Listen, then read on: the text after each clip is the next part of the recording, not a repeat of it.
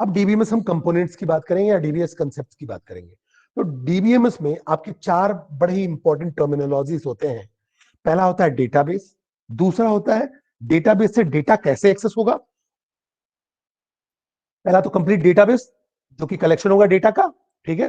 दूसरा, अब डेटा का कलेक्शन तो हो गया, उसको हम एक्सेस कैसे करेंगे। और तीसरा होता है डेटाबेस सिस्टम। फिर कंप्लीट डेटाबेस सिस्टम के बाद डीबीएमएस की फंक्शनैलिटी। ये चार चीजें बड़े ही इंपॉर्टेंट है। एक एक चीज को हम देखते हैं। पहली बात करें डेटाबेस की, तो जो डेटाबेस होता है वो चार चीजों से मिलकर बना होता है। डेटाबेस किस चार चीजों से मिलकर बना होता है? डेटा, डेटाबेस के अंदर डेटा होगा। डेटा आपका किस फॉर्म में होगा? टेबल। टेबल किस फॉर्म में? रो और कॉलम में अरेंज है। अब जो टेबल्स होंगे उनके बीच में आपस में रिलेशनशिप होगा, उसमें कुछ रूल्स अप्लाई होंगे, कुछ कंस्ट्रेंट्स होंगे और कुछ डिजाइन होगा जिसको हम स्कीमा बोलेंगे। तो database consist of four elements: data, relationship, constraints and schema. और डेटाबेस है क्या? It is a logically coherent collection of data with some inherent meaning representing some aspects of real world. It is designed, built and populated with data for a specific purpose. ये बना क्यों है? जिससे कुछ specific purpose को solve कर पाए। और इसमें है क्या? कलेक्शन ऑफ डेटा है जिनके कुछ मीनिंग्स हैं, आपस में रिलेशनशिप्स हैं, कुछ उनपे कंस्ट्रेंट्स अप्लाई हैं और उसकी कुछ डिजाइन है। उसका कुछ डिजाइन है, डिजाइन मतलब टेबल के फॉर्म में है, ठीक है। तो डिजाइन का मतलब आपका टेबल के फॉर्म में या ओवरऑल डिजाइन की बात होगी। तो अगर डेटाबेस की बात करोगे, जैसे मैंने यहाँ चार कंपोनेंट में बात की, तो पहली कंपोनेंट की बात करो तो database is the collection of four things: data, relationship, constraints and schema, ठीक है। और ये मेनली है क्या? ये किसी स्पेसिफिक पर्पस के लिए बनाया जाता है। और स्पेसिफिक पर्पस आपका कुछ भी हो सकता है, ठीक है, जिसमें आप क्या करते हो? डेटा का कलेक्शन करते हो, उसकी कुछ इनहेरेंट मीनिंग के साथ रिलेशनशिप स्टैब्लिश करते हो, कंस्ट्रेंट्स अप्लाई करते हो और डिजाइन देखते हो। एक एक चीज को देखते हैं। तो डेटा तो आपको पता है, ये जो डेटा आइटम्स हो गए आपको पता है, रिलेशनशिप, कंस्ट्रेंट्स और स्कीमा, ये तो आपका डेटाबेस का पार्ट हुआ। डेटा आपको पता है, डेटा जो आपका क्या होता है? Binary computer representation of stored logical entities. ये कुछ भी हो सकता है, टेक्स्ट, नंबर या टेक्स्ट और नंबर बोथ, इमेजेस, वीडियोस, ये हमने देखा। अब रिलेशनशिप क्या होगा? जैसे मैंने आपको बताया कि जैसे अगर डेटा की बात करें तो डेटा आपका टेबल के टर्म में स्टोर है। अब मैंने आपको बताया था कि आपके पास स्टूडेंट टेबल है, फिर कोर्स टेबल है, सपोज दैट टीचर टेबल है और अकाउंट टेबल है, ठीक है। मुझे क्या करना है या आपको क्या करना है? पता करना है कि मैंने इस सेमेस्टर में कितनी फीस बची हुई है। तो स्टूडेंट और अकाउंट टेबल दोनों को कोरिलेट करके इंफॉर्मेशन निकल पाएगी। तो यहां देखो, स्टूडेंट और अकाउंट के बीच में रिलेशनशिप है। क्या रिलेशनशिप है? यहां जो स्टूडेंट आईडी होगा, यहां भी स्टूडेंट आईडी होगा जिससे रिलेटेड अकाउंट की इंफॉर्मेशन होगी। तो ये रिलेशनशिप होता है। मतलब डेटाबेस में जो डेटा आपका स्टोर्ड है वो टेबल के टर्म है और टेबल्स के आपस में इंटर रिलेटेड रिलेशनशिप है, जिससे कि आप वैल्यूज को फैच कर सकते हो। एक से ज्यादा टेबल को मर्ज करके वैल्यूज को फैच कर सकते हो। तो रिलेशनशिप बड़ा ही इंपॉर्टेंट है। तो रिलेशनशिप क्या बताता है? It represents a correspondence between the various data element. क्या करेस्पॉन्डेंस करता है? Between the various data element, जिससे कि आप डेटा को रिट्रीव कर पाओ, फैच कर पाओ या अपडेट कर पाओ। कि अगर इस स्टूडेंट ने पूरी फीस पे कर दी है तो स्टूडेंट में भी अपडेट हो जाए डेटा और अकाउंट में भी आपका अपडेट हो जाए। मतलब इस स्टूडेंट आईडी का यहां जो अकाउंट होना चाहिए उसमें जो वैल्यू दिखनी चाहिए अमाउंट में, वो नील दिखनी चाहिए कि इसने पूरी फी पे कर दी है। ये कैसे पॉसिबल हो पाएगा? रिलेशनशिप के थ्रू पॉसिबल हो पाएगा। और ये कैसे होता है? क्योंकि आपस में जो डेटा स्टोर्ड होते हैं वो इंटर रिलेटेड होते हैं। फिर अगली बात होती है कंस्ट्रेंट्स। कंस्ट्रेंट्स का मतलब होता है, सिंपल सी बात है, लिमिटेशंस।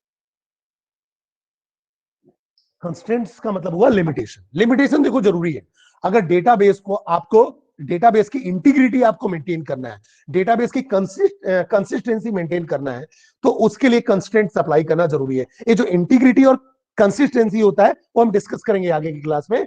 लेकिन अभी हम समझते हैं कि अगर डेटाबेस को आपको अच्छे से मेंटेन करना, आप अच्छे से समझ लो कि अच्छे से मतलब इंटीग्रेटेड वे में, अच्छे से मतलब कंसिस्टेंट वे में अगर आपको मेंटेन करना है तो कंस्ट्रेंट्स अप्लाई करना जरूरी है। जैसे कि मैं आपको बताऊं, जैसे अगर बात करो, अगर आप स्टूडेंट टेबल की बात करो, ठीक है, तो मैंने बताया आपको कि जैसे आपका अगर स्टूडेंट टेबल है, ठीक है, तो हमारे पास क्या है? स्टूडेंट आईडी, स्टूडेंट नेम, फिर स्टूडेंट एड्रेस, फिर फोन नंबर, ऐसे करके हमारे पास, और ईमेल आईडी है मान लो।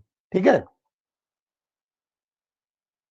अब इसमें एक बात बताओ बेटा, इसमें कौन सी ऐसी चीज है जो कॉमन नहीं होगी? बताना है बच्चे, इसमें से ऐसी कौन सी चीज है जो डुप्लीकेट नहीं हो सकती? बताओ, इसमें ऐसी कौन सी चीज है? जैसे अपन बात करें student ID, student name, student address, phone number और ईमेल, इसमें से आईडी। कौन सा है? ID, university ID. क्या जरूरत है, क्या जरूरत है यूनिवर्सिटी आईडी यूनिक बनाने की? नाम तो सबके नाम तो है ही सबके, बताओ क्या जरूरत है? तो जरूरत ये है बच्चे, अगर मान लो किसी का नाम अभिषेक है, तो ऐसा जरूरी नहीं है कि अभिषेक नाम का दूसरा बच्चा ना हो उस, ठीक है, अभिषेक नाम का दूसरा बच्चा भी हो सकता है। तो मुझे टेबल में एक ऐसी एंटिटी की जरूरत है जो कि यूनिक हो, जिसके थ्रू मैं उसको आइडेंटिफाई कर पाऊं। नहीं, ये वही यही वाला अभिषेक है जिसकी मैं बात कर रहा हूं। तो देखो, अगर यहां देखो तो स्टूडेंट आईडी आपका जो होगा वो यूनिक होगा, फोन नंबर भी बहुत केसेस में यूनिक होगा, ईमेल आईडी भी यूनिक होगा। तो मुझे कुछ ऐसी यूनिकली चीज चाहिए जिससे मैं लोगों को डिफरेंशिएट कर पाऊं। तो अब मेरे पास कंस्ट्रेंट क्या होगा? कंस्ट्रेंट ये होगा कि एक काम करो, जो स्टूडेंट आईडी होना चाहिए ना वो यूनिक होना चाहिए। ये कंस्ट्रेंट हो गया, मतलब स्टूडेंट आईडी को मैं डुप्लीकेट नहीं कर सकता हूं, अदरवाइज मेरा डेटाबेस कंसिस्टेंट नहीं रहेगा। क्यों? क्योंकि अगर मान लो अभिषेक नाम के 5 बच्चे हैं और उनका स्टूडेंट आईडी भी सेम है, तो फिर तो मैं उनको डिफरेंशिएट नहीं कर पाऊंगा। तो ऐसा भी हो जाएगा कि एग्जाम के रिजल्ट जो है एक दूसरे को स्वैप हो जाए। एक मतलब पहला जो अभिषेक था, उस अभिषेक का जो एग्जाम का रिजल्ट है वो दूसरे अभिषेक को मिल जाए, दूसरे वाले को चौथे वाले का मिल जाए, चौथे वाले को पांचवें वाले का मिल जाए। तो आपको करना क्या है कि आपको यूनिफॉर्मिटी मेंटेन करना है, कंसिस्टेंसी मेंटेन करना है, जिससे डेटा आपका एक्यूरेट रहे। तो एक्यूरेट रखने के लिए आपको क्या करना पड़ेगा? जो स्टूडेंट आईडी है वो तो आपका नल भी नहीं होना चाहिए, कुछ ना कुछ होना चाहिए। मतलब स्टूडेंट आईडी होना चाहिए और साथ में ये यूनिक भी होना चाहिए। ठीक है, तो अब अगर आप देखो तो स्टूडेंट आईडी पे क्या कंस्ट्रेंट लगेगा कि ये नल ना हो, कुछ ना कुछ हो। तो जैसे ही अगर स्टूडेंट आए, सबसे पहले मैं उसकी आईडी जनरेट करूंगा, साथ में यूनिक भी हो। ठीक है, अब मुझे बताओ, जो नेम है, उन नेम में हम कौन कौन से कंस्ट्रेंट लगा सकते हैं? यूनिक वाले और नॉट नल में से कौन सा कंस्ट्रेंट लगा सकते हैं, कि दोनों लगा सकते हैं? समझना मेरी बात को, जो नेम है वो यूनिक होना चाहिए कि नॉट नल होना चाहिए कि दोनों होना चाहिए? बताओ कोई भी। Not null. Unique not unique दोनों। नॉट नल, नॉट नल होना चाहिए, लेकिन यूनिक तो हम नहीं बोल सकते। हम डेटाबेस पे यूनिक कंस्टेंट नहीं लगा सकते कि मैं नेम जो है ना, अब अगला एडमिशन मैं उसको नहीं दूंगा जो अभिषेक होगा, क्योंकि मैंने एक अभिषेक को एनरोल कर लिया हुआ है। मेरी बात को समझ रहे हो? मेरी बात को समझ रहे हो? लेकिन यस हाँ, सर। नाम होना चाहिए, नेम होना चाहिए। तो समझो मेरी बात को, कंस्ट्रेंट का मतलब हुआ आप क्या लगाते हो? लिमिटेशन। इसको हम बड़े डिटेल में आगे पढ़ने वाले हैं बेटा, जब हम कीज की बात करेंगे, कंस्ट्रेंट्स की बात करेंगे और क्वेरीज की बात करेंगे, वहां ये सारी चीजें आएंगी।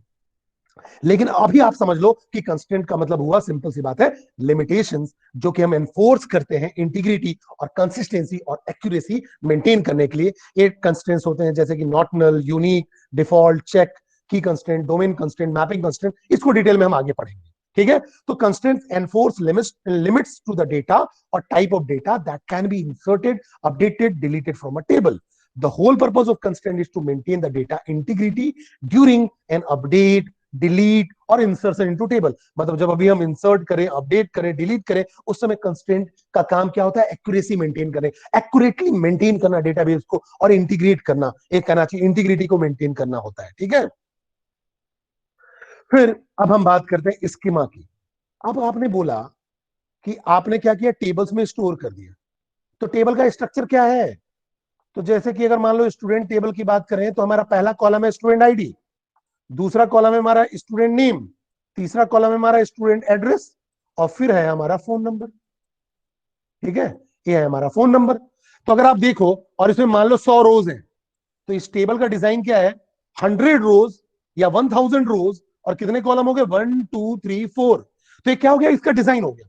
तो overall design of the database is called database schema. आपके टेबल का डिजाइन क्या है, या आप कह लो डेटाबेस का टोटल डिजाइन क्या है? ये मैंने आपको छोटे लेवल में बताया कि टेबल का डिजाइन। अदरवाइज स्कीमा का मतलब complete design of the database, overall design of the database is called database schema. और ये क्या बताता है? ये बताता है डेटा का ऑर्गेनाइजेशन, और साथ में ये भी बताता है कि आपस में इन टेबल्स का रिलेशनशिप क्या है। मतलब जो आपका स्टूडेंट टेबल है किससे किससे रिलेट हो सकता है, तो पेरेंट टेबल से रिलेट हो सकता है, कोर्स टेबल से रिलेट हो सकता है, टीचर टेबल से रिलेट हो सकता है, अकाउंट टेबल से रिलेट हो सकता है। ये सारी चीजें कौन बताएगा? स्कीमा बताएगा। अब जो हमारा टाइप्स ऑफ स्कीमा होता है, एक होता है लॉजिकल और एक होता है फिजिकल। लॉजिकल का मतलब हुआ कि डेटा ऑर्गेनाइज कैसे हो रहा है, how the data is organize in terms of table, how the different attributes in the different table link, मतलब आपस में उनका आपस में कोरिलेशन क्या है, टेबल में ऑर्गेनाइज कैसे है रो और कॉलम के टर्म में। और फिजिकल बता रहा है कि जो डेटा स्टोर हो रहा है कहां स्टोर हो रहा है और कैसे हो रहा है फिजिकली। समझो मेरी बात को, कैसे ऑर्गेनाइज हो रहा है ये आपका लॉजिकल हुआ, और एक डिस्क में कैसे स्टोर है, डिस्क मतलब हार्ड डिस्क में हो सकता है, पेन ड्राइव में हो सकता है, मैग्नेटिक डिस्क में हो सकता है, कैसे स्टोर हो रहा है वो आपका फिजिकल कंपोनेंट हुआ। तो डिस्क की जब बात होगी तो फिजिकल बात होगी, लॉजिकल मतलब टेबल के टर्म में, एट्रीब्यूट्स के टर्म में, एंटिटी के टर्म में कैसे ऑर्गेनाइज हो रहा है वो आपका लॉजिकल डेटाबेस होता है। जैसे कि अपन बात करें एट्रीब्यूट्स, तो एट्रीब्यूट्स तो लॉजिकल हो गए, इसका स्टोर होने से कोई मतलब नहीं है। एट्रीब्यूट्स मतलब सिंपल सी बात करें तो अपन, जैसे हम बात कर रहे हैं एम्प्लॉय आईडी या सॉरी स्टूडेंट आईडी की बात कर रहे हैं, स्टूडेंट एड्रेस की बात कर रहे हैं, ठीक है। फिर कीज की बात कर रहे हैं, कीज जो होता है वो कंस्ट्रेंट का पार्ट है तो ये भी लॉजिकल है। लेकिन टेबल का नाम ये स्टोर्ड होगा तो ये फिजिकल हो गया, कॉलम का नाम ये भी स्टोर्ड होगा तो ये आपका फिजिकल हो गया। तो जो नेमिंग कन्वेंशन है, नाम है, वो आपका फिजिकल है, वो बताएगा कि कहाँ स्टोर करना है। और जो एट्रीब्यूट्स हैं, टेबल स्ट्रक्चर, टेबल है, वो कैसे स्टोर कर रहे हो आप वैल्यू को, कैसे आप उसको ऑर्गेनाइज कर रहे हो, सारी चीजें लॉजिकल का पार्ट होता है। तो अब अगर हमारे पास बात आ गई, तो अगर आपको, अब हमने देख लिया कि हमारा डेटाबेस क्या होता है, अब डेटा मुझे एक्सेस करना है, डेटाबेस से डेटा एक्सेस करना है, अगला काम हमारा डेटाबेस से डेटा एक्सेस करना। तो जैसे यूजर होगा या प्रोग्रामर होगा, वो क्या करेगा? क्वेरी फायर करेगा, या एप्लीकेशन प्रोग्रामिंग के थ्रू, किसी प्रोग्रामिंग के थ्रू, या समझ लो क्वेरी फायर करेगा। अब क्वेरीज जो होते हैं वैसे होते हैं, जैसे सेलेक्ट, और मैंने बोला सेलेक्ट स्टूडेंट नेम फ्रॉम और टेबल, कौन से टेबल से, मान लो स्टूडेंट टेबल से मुझे फैच करना है, ये आगे हम पढ़ेंगे। अभी आप समझो सिलेक्ट क्या किया मैंने, स्टूडेंट का नाम स्टूडेंट टेबल से, तो ये क्वेरी हो गया। या एप्लीकेशन प्रोग्रामिंग के थ्रू हम क्या कर रहे हैं, डेटाबेस को एक्सेस करने की कोशिश कर रहे हैं, ठीक है। अब जो सॉफ्टवेयर होगा वो क्या करेगा, इस क्वेरी को प्रोसेस करेगा।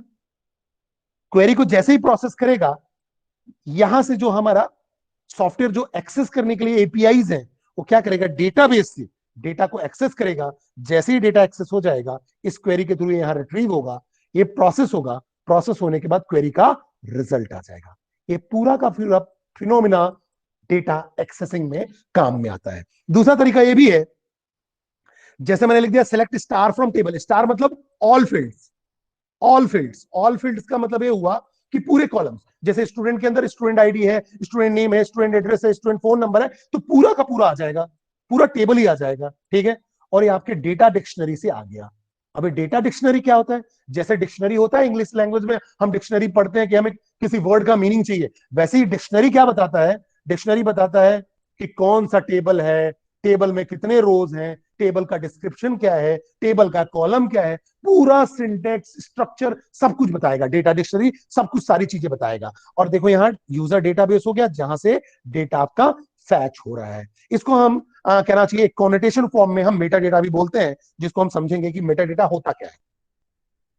अब अगर आप सिंपल समझो मेटा डेटा का मतलब, तो मेटा डेटा का मतलब होता है data about data, data about data is called meta data. है क्या? बड़े ही सिंपल शब्दों में समझे बेटा, तो समझो मेरी बात। जैसे कि देखो ये इमेज मैंने लिया हुआ है, ये इमेज जो है, ये पिक्चर है, ठीक है, और ये मान लो फोटो क्लिक किया हुआ है। तो जब आज आज के डेट में आप फोटो क्लिक करते हो, तो जैसे ही आप फोटो क्लिक करते हो तो आपको देखो क्या क्या चीजें मिल जाती हैं, फाइल नेम मिल जाता है, उसका ऑथर मिल जाता है, कब क्लिक किया था वो मिल जाता है, कितने पिक्सल का था, कैमरा कौन सा यूज कर रहे थे, लेंस कौन सा था, एक्सपोजर क्या था, फ्लैश यूज हो रहा था या नहीं हो रहा था। अब ये जो इंफॉर्मेशन है, इस इमेज से रिलेटेड जो इंफॉर्मेशन है, इसी को बोलते हैं हम मेटा डेटा। समझ लो, ये है मेटा डेटा और ये हो गया आपका डेटा। इस डेटा से रिलेटेड इंफॉर्मेशन को हम बोलते हैं Meta data. It means data about data is called meta data, ठीक है। तो ये आपका हो गया डेटा, और इसका पूरा का पूरा इंफॉर्मेशन मेटा डेटा हो गया, जैसे कि डेट और टाइम, फाइल का नाम, किसने इमेज खींचा, कैमरा की सेटिंग, कैमरा का लोकेशन, कैमरा का एक्सपोजर, कैमरा का लेंस, कैमरा का नाम, या कहना चाहिए मोबाइल का नाम, ये सारी चीजें ये मेटा डेटा के अंदर आ जाएगा, मीन्स डेटा का डिस्क्रिप्शन। और जैसे मान लो ये बुक है, ये बुक क्या हो गया डेटा, बुक का जो टेबल ऑफ कंटेंट है वो क्या होगा मेटा डेटा, बिकॉज ये बुक की इंफॉर्मेशन बता रहा है, ठीक है। इसका जो टाइटल ऑथर हो गया वो भी मेटा डेटा हो गया, क्यों, क्योंकि ये बुक की इंफॉर्मेशन बता रहा है। और डेटा क्या हो गया, कंप्लीट बुक डेटा है, लेकिन टेबल ऑफ कंटेंट या जो इंडेक्स है वो क्या है, आपका मेटा डेटा है। ऑथर का नाम क्या है, मेटा डेटा है। बुक का नाम क्या है, मेटा डेटा है। तो title, author name, publisher, description on the back, table of the contents, index, page number, these are called meta data, but the contents, complete content is called data. तो अब अगर अपन डेफिनेशन पे जाएं तो meta data is the data about data, और it is simply data about data. It means it is a description and context of the data. क्या description है वो बताता है, it helps to organise, find and understand data, ठीक है। जैसे कि मान लो title and description, tags and categories, who created, when created, who last modified, when modified, who can access और अपडेट इट। ये बात समझ में आई या नहीं आई, क्लियर है या नहीं है, बताओ बेटा।